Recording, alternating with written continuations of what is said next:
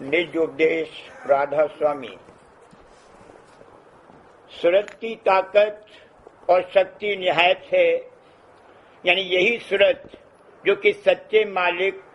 सत्य पुरुष राधा स्वामी की खास अंश है, उतार के वक्त ब्रह्मांड और पिंड में कुल रचना करती चली आई है। और जब ये अपने देश को उलट कर जाती है, यानी पिंड देश को छोड़ जाती है, उसी वक्त सब रचना पिंड की सिमट जाती है और इसी का नाम मौत है। जिस कदर की शक्ति और कुव्वतें आसमानी और जमीनी हैं और पांचों तत्व जमीन, पानी, हवा, अग्नि और आकाश और तीनों गुण सतोगुण, रजोगुण और तमोगुण और रोशनी और गर्मी और खींच शक्ति और बनाव शक्ति और मिलाव शक्ति और हटाव शक्ति और रंग आमेजी की ताकत वगैरह वगैरह सब सूरत यानी रूह की ताबेदार हैं, क्योंकि असल में सूरत आप उनकी पैदा करने वाली है। इसका नमूना इस दुनिया में हर वक्त और हर जगह वक्त पैदाइश नए जिस्म के आंख से नजर आता है। देखो अफयून का बीज, जिसको खसखस कहते हैं, किस कदर छोटा है और माफिक और बीजों के उस पर स्थूल और सूक्ष्म खोल यानी गिलाफ चढ़े हुए हैं और उनके अंदर मग्ज और मग्ज के अंदर बैठक रूह उस बीज की है। जिस वक्त की जिस्म यानी दर्श की पैदाइश शुरू होती है, उस वक्त अव्वल धार रूह के मुकाम से, जो कि अंतर में उस बीज के मग्ज में मौजूद है, पैदा होती है और वही धार कुल कार्रवाई दर्श के पैदा करने की करती है। और जिस कदर की आसमानी और जमीनी कुव्वतें और ताकतें ऊपर लिखी गई हैं, सब ताबेदारी इस धार की करके दरख्त के बनाव और बढ़ाव में मदद देती हैं, जब तक कि वह पूरा होवे और फूल फल उसमें लगे। और जब सूरत यानी रूह एक जिस्म को छोड़कर जाती है, ख्वा आदमी का होवे या जानवर या दरख्त का, फिर फौर वो जिस्म जो खूबसूरत और कार्रवाई करने वाला था, बेकार होकर थोड़ी देर में गल जाता है, ख्वा सड़ जाता है और तमाम अंग अंग उसके बिगड़ जाते हैं और खराब हो जाते हैं। इससे जाहिर है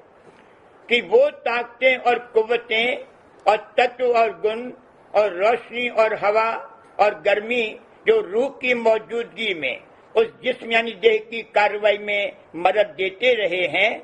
रूह के अलहदा होने पर आपस में बिगड़कर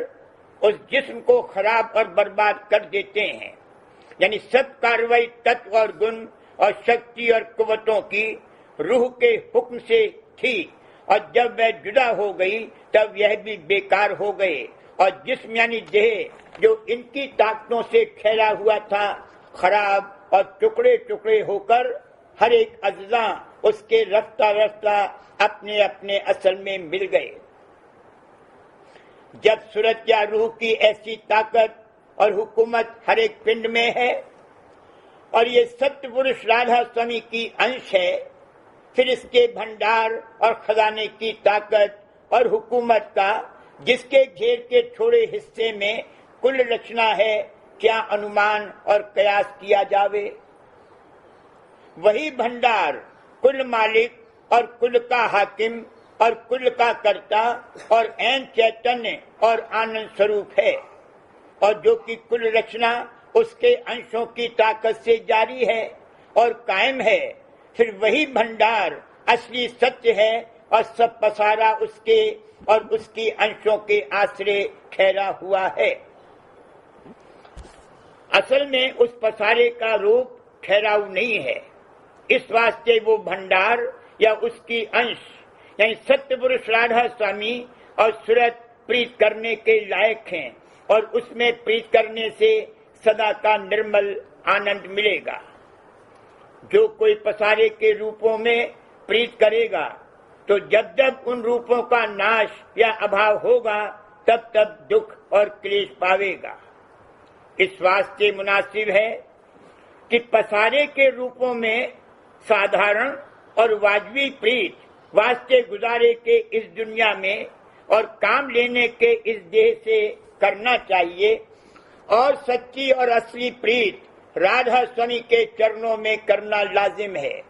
और पसारों के रूपों के हासिल करने के लिए साधारण जतन करना चाहिए और खास जतन राधा स्वामी के चरणों में पहुंचने के वास्ते करना जरूर और मुनासिब है। इसी जतन का नाम सच्चा परमार्थ है और बाकी सब काम सच्चे मालिक को भूलकर भ्रम और धोखा है। उनमें सच्चा और पूरा परमार्थी आनंद प्राप्त नहीं होगा। अलबत्ता शुभ कर्म का फल मिलेगा, मगर वो फल ठहराव नहीं होगा और उसमें आनंद भी बहुत थोड़ा होगा और कुछ अरसे बाद जाता रहेगा और उस फल के भोगने के लिए बारंबार देह धरना पड़ेगा। यह जतन या तरकीब पहुंचने की राधा स्वामी के देश में उसके भेदी संत सद्गुरु या सद्गुरु या उनके सच्चे और प्रेमी सत्संगी से मालूम हो सकती है। इस वास्ते अव्वल खोज सद्गुरु या सद्गुरु का जरूर है और जब वे मिल जावें तो उनके चरणों में मोहब्बत करना चाहिए और उनके वचन के माफिक सुरक्षित योग का अभ्यास शुरू कर देना चाहिए। संत मत सबसे ऊंचा और सबसे बड़ा है। इस वास्ते इस मत के अभ्यासी को कुल मुकामात जो कि सिद्धांत हर एक मत के हैं रास्ते में शून्य यानी 10वें द्वार के नीचे मिलेंगे और उन सबको देखता हुआ संतों का अभ्यासी एक रोज निज घर में यानी राधा स्वामी के चरणों में पहुंच जाएगा।